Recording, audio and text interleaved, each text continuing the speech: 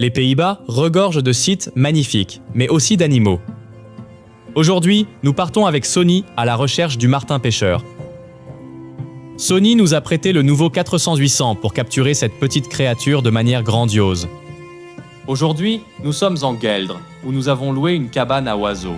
Cette région regorge de différentes espèces d'oiseaux, des oiseaux de jardin normaux aux oiseaux de proie. Peut-être l'un des plus jolis, le martin-pêcheur.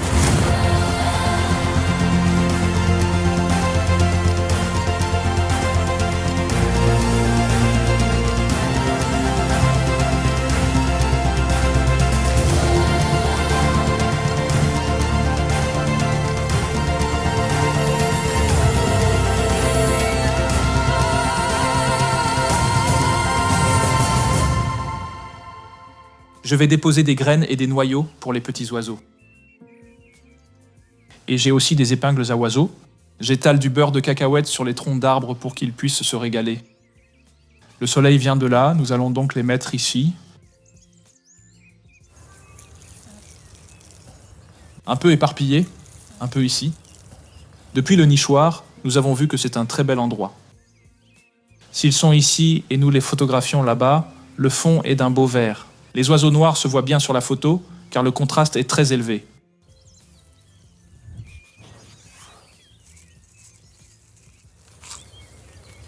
Je les entends déjà, mes petits amis. Le Sony 400-800 est un super téléobjectif qui permet de rapprocher des sujets de petite taille ou éloignés. Idéal pour les ornithologues ou les photographes animaliers qui souhaitent capturer tous les détails sans devoir zoomer numériquement. Bien, alors, je dois parler plus doucement, puisque comme vous pouvez le voir, nous nous trouvons devant l'étang. C'est très agréable ici. Alors, JP a planté des graines pour les oiseaux.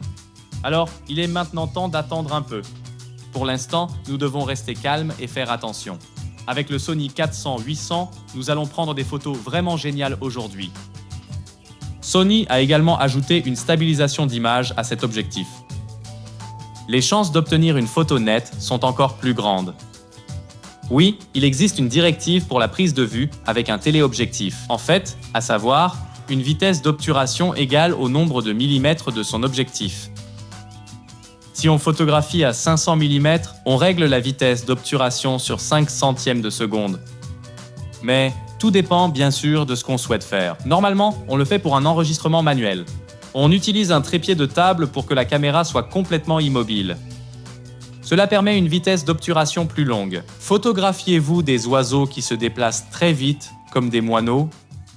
Alors petit conseil, il vaut mieux augmenter légèrement la vitesse d'obturation, parce que cela permet de s'assurer que la photo sera parfaitement nette. Mais il y a cependant un inconvénient. Une vitesse d'obturation plus rapide entraîne une sous-exposition pour l'image. Ça, on compense en augmentant l'ouverture ou en augmentant la sensibilité ISO. C'est aussi vrai que il arrive souvent que les téléobjectifs ne disposent pas d'une très grande ouverture. On est au moins aux alentours de 8,0. Nous augmentons la sensibilité ISO. En effet, cela garantit que nous rendons généralement notre image un peu plus lumineuse. Par conséquent, on obtient un peu plus de bruit sur votre photo. Heureusement, avec des caméras système modernes telles que l'A7IV, mais aussi certainement les nouveaux appareils recadrés, on peut bien augmenter l'ISO. Et le bruit reste correct jusqu'à un niveau assez élevé. En fait, nous sommes maintenant à 5000 ISO. On peut voir un peu de bruit sur la photo, mais ce n'est pas gênant. Beaucoup de gens estiment que le bruit semble plus naturel. Après une longue attente, l'espoir de voir le martin-pêcheur s'amenuisait. Mais heureusement, ceci s'est passé. Je pense que c'est une buse. Le martin-pêcheur a également débarqué maintenant. Ce n'est pas normal. C'était vraiment très calme.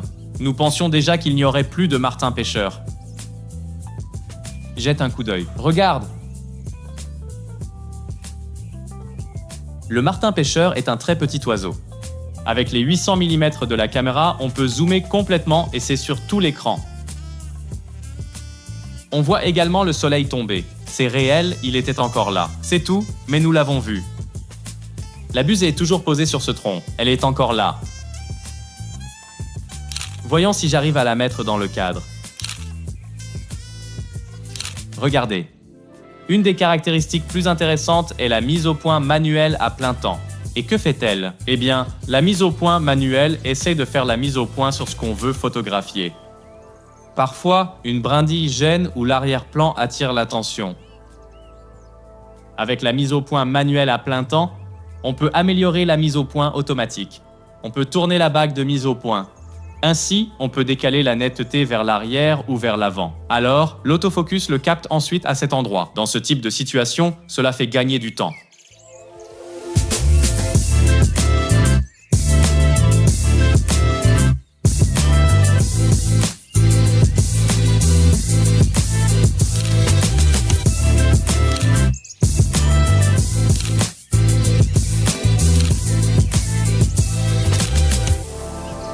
Oui, cet objectif Sony n'est pas vraiment un G-Master. Ça veut dire qu'il n'appartient donc pas officiellement à la gamme professionnelle de Sony. Quand même, il a une sensation professionnelle. Ce que j'aime en tout cas, la bague de zoom est assez courte. Cela signifie que vous pouvez, en un coup d'œil, zoomer de 400 à 800. Petit détail, mais j'aurais aimé qu'on puisse ressentir lorsque le trépied pivote de l'horizontale à la verticale. Quoi qu'il en soit, on peut néanmoins prendre des vraiment très belles photos avec cet objectif. Que feriez-vous avec cet objectif? Faites-moi savoir. Merci d'avoir regardé. Abonnez-vous et likez la vidéo. Ciao!